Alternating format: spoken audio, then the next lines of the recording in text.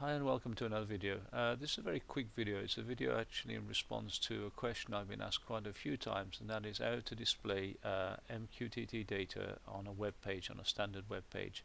Now I actually did a series of videos on MQTT over WebSockets, and that's basically what you use to display MQTT data on a web page.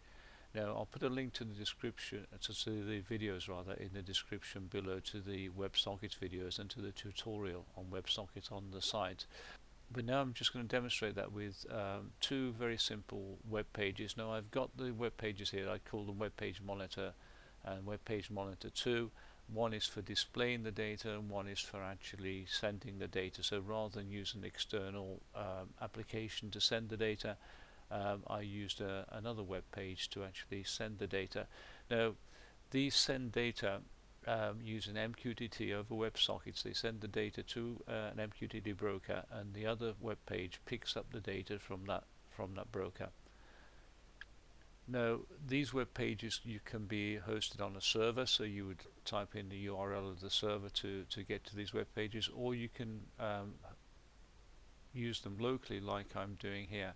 Now the only problem with this, with the MQTT over WebSockets, is that it relies on the web page, and the web page in turn needs to be open for this to work. So if the web page is closed, it's not working. So you can't use this type of arrangement for things like data logging or anything that needs to be continuously online, unless you're going to keep the web page continuously open. So you only get something when you open the web page. So we've got the web pages open, so we've got the control dashboard open here. Now I'm not a web designer, I'm not a web developer, so they're very simple web pages for illustration only, and this is my display web page, and all I do is set the outside light. This is going to be on, and you can see here I've got the outside light set is 1. Now I could change that in the code, so it didn't say 1, it said on, but I just left it as it is. And then we've got another one simple here. We're going to put the temperature in there and hit return, and we should see the temperature over here. So let's take a quick look at the code, and we'll look at the control dashboard first. Now the first thing we do is we pull in the WebSockets client, and you can see it here, and underneath there we've got our script. This is the script that we're going to use to send the data. Now if you look at the script for the other web page, you'll see it's identical. I've kept the scripts the same. The function that's been used on this one really is the send message function, and the function that's been used on the display dashboard is the message arrive function. Here on message arrived, you can see it here.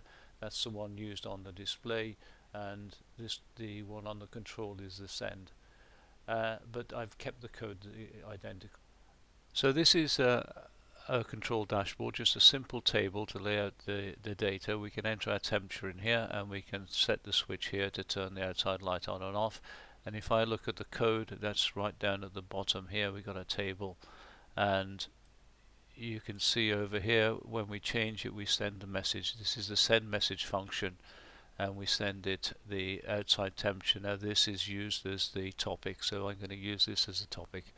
So if we go into the send message function, which is just up here, we can see here we pick up the message and we pick up the topic, and the message is obviously in this case here it's the temperature, the value of the temperature. And if we go further down here, you can see I create a new message here, and I set the destination to the topic. I've got a topic prefix here, and then I send the message. And if I go up to the on arrived, now this really will be in the on the other page, but as I say, the scripts are identical.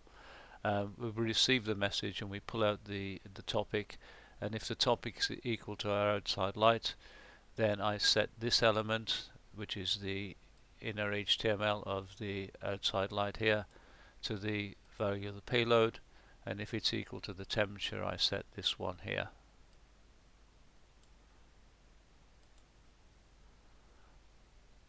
Okay, Now the entire script is kicked off by the connection, and if I look at the body of this script, you see here I've got an onload MQT connect, which kicks off the MQTT connection. So as soon as the page loads, we connect to the broker.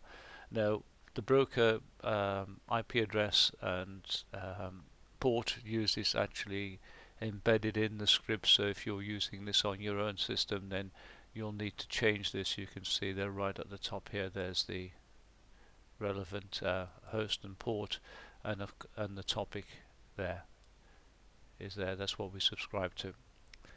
Okay, very simple script. This is actually taken from the demos I did on using WebSockets. So as I say, I'll put a link to the description on WebSockets below, and you can take a look at that. They've got more detailed scripts, but this gives you an idea. If you've never seen this before, gives you an idea what you can actually do.